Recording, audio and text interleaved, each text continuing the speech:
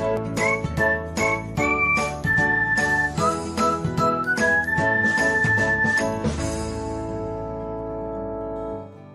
everyone, welcome back to another episode of Technologyglance.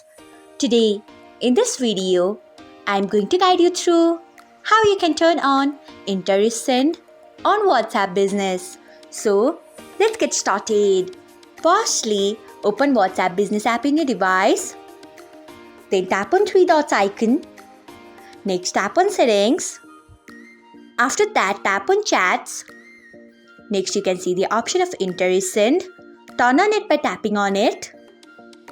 So, this is how you can turn on interest send on WhatsApp Business.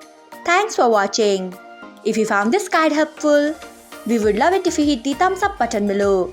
We upload great new tech tutorials like this one every day. So, do not forget to subscribe to our channel and hit the bell icon so that you'll never miss another update.